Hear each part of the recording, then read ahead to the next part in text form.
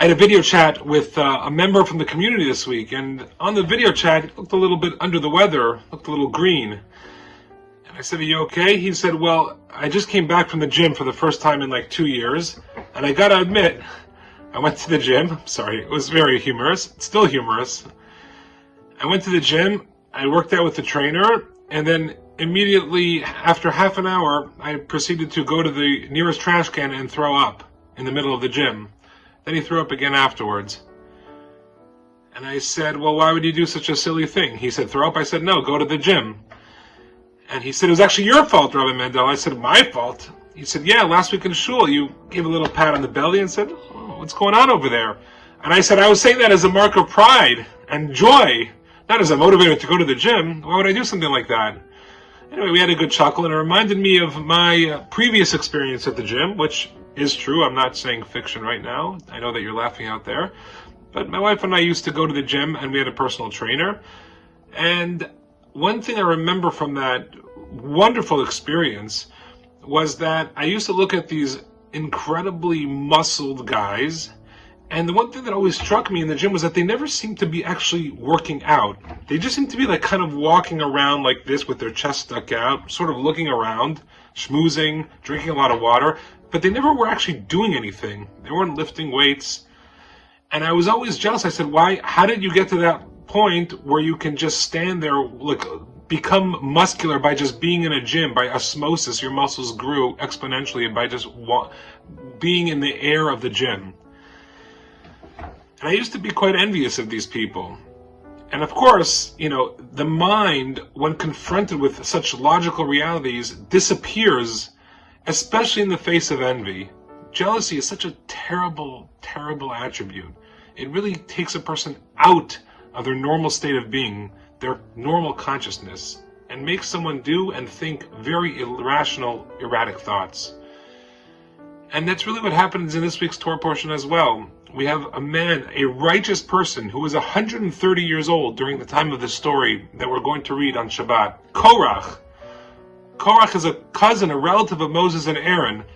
He's an incredible righteous man. He's one of the leaders of the Jewish people. He has it all, almost, but he wants the mantle of leadership. And he gets jealous of another cousin who assumes the mantle of leadership, and he thinks that he should have that. And he thinks that that cousin usurped him. And this envy, this small point of envy, mushrooms into something huge, whereby he leads a huge congregation to rebel against Moses and Aaron, and they die in a very, very horrific death. One of the great rabbis of Jerusalem once said that if the Almighty were to suspend the attribute of envy for 10 minutes, you would be able to hear the birds singing 20 blocks away. Because all of our chatter, all of our noise, our busyness is all in order to get ahead. Why does he and she have what I don't have? I'm going to try to get it. And we busy ourselves with these notions that I deserve it. In Hebrew is a little phrase, magia li, which literally means it reaches to me, meaning I deserve it. I own it. Why? Because I think so. This is the cause of the downfall of such great men and women in our history. We have to learn how to be satisfied with what we have. And one of the most powerful phrases that our rabbis tell us is Ezahu Ashir Hasameach Bechalko. He who is the wealthy man, this is a very famous line, who is the wealthy man? He who is happy with his lot. And notice that the Mishnah, the oral tradition, does not say who is the wealthy one? He who is satisfied with his lot. Hasoveya bechalko. Rather, the Hebrew is hasameach. You can't just be merely satisfied. You have to be joyous in the lot that you are given.